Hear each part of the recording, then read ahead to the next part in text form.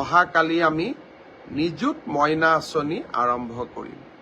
নিযুত মইনা মানে কি?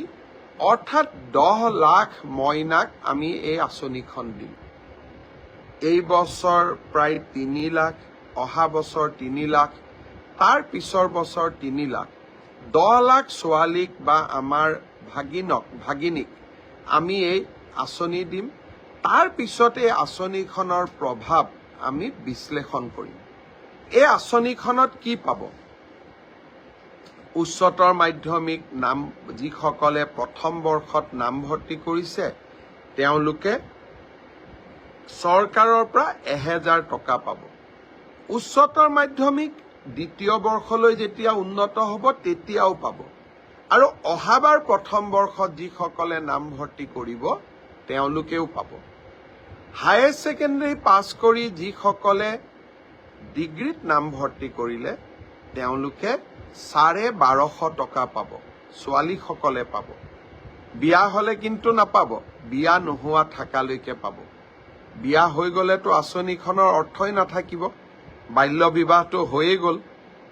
কিন্তু বাল্য বিবাহ যাতে হ'ব নালাগে, ছোৱালীজনী যাতে ঘৰৰ অৰ্থনৈতিকভাৱে বোজা হ'ব নালাগে, তাৰ বাবে আমি 1250 টকা প্ৰতি মাহত দিম 10 মাহৰ বাবে। 2 মাহ গৰম বন্ধ থাকে।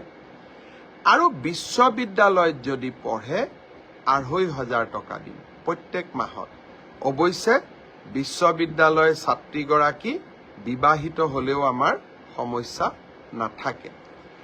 অহাকালি নিযুত মইনা আঁচনিৰ আমি প্ৰপত্ৰ বিতৰণ কৰিম। সাংবাদিক মেল এখনো আছে, তাতে আমি গোটেই আঁচনিখনৰ বিষয়ে বুজাই দিম। মই অসমৰ প্ৰথম বৰ্ষত নামভৰ্তি কৰা সমূহ ভাগিনীক, কন্যা সন্তানসকলক নিযুত মইনাৰ ফৰ্মখন সোনকালে পূৰণ কৰি দিবলৈ আহ্বান জনাম। যিমানে আপোনালোকে সোনকালে ফৰ্মখন ফিল আপ কৰি দিব, ময়ো সিমানে টকাকেইটা বেংকলৈ পঠাব পাৰিম। 10 অক্টোবৰৰ দিনা প্ৰথম কিস্তি পঠাবৰ বাবে মই মনত ভাবি আছো। যদিহে আপোনালোকৰ পৰা, ভাগিনীহঁতৰ পৰা সহায় আৰু সহযোগিতা পাওঁ। কলেজৰ অধ্যক্ষসকলেও সহযোগিতা কৰিব লাগিব।